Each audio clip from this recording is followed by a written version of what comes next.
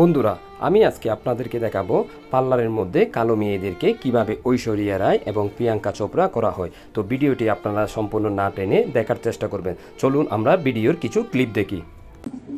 আচ্ছা আপু, তুমি বলো এখন মানে তোমার স্কিন টোন অনুযায়ী মেকআপ হবে নাকি একটু লাইট করবো? একটু লাইট করবেন। একটু লাইট করে দিব। আচ্ছা, আর ব্রাইট মানে একটু বেশি ফেয়ার চাচ্ছ স্কিন? হ্যাঁ, আচ্ছা ঠিক আছে। মাশাআল্লাহ, আপুটা কিন্তু দেখতে অনেক সুন্দর, চেহারা না একদম পুতুলের মতো। তো এটা ছিল আমার একটা মিডিয়াম রেঞ্জের ব্রাইড।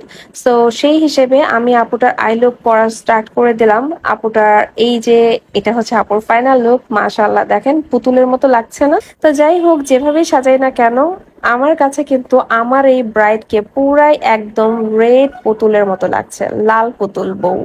মাশাআল্লাহ মাশাআল্লাহ, সবাই মাশাআল্লাহ বলে যাবেন আমার এই পুতুল বউটা। বন্ধুরা, আমার ভিডিওর প্রথম ক্লিপে আপনারা দেখেছেন একটি কালো মেয়েকে কিভাবে পার্লারে নিয়ে গিয়ে কতটা সুন্দরী করে গড়ে তুলতেছে।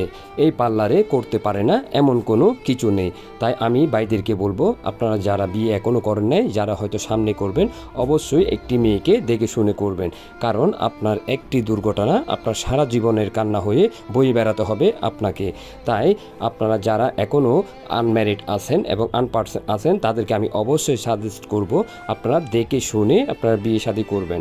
কারণ এখনকার বাংলাদেশে যে প্রতারিত হচ্ছে ছেলেরা, তা অনেক গুণ বেড়ে চলেছে।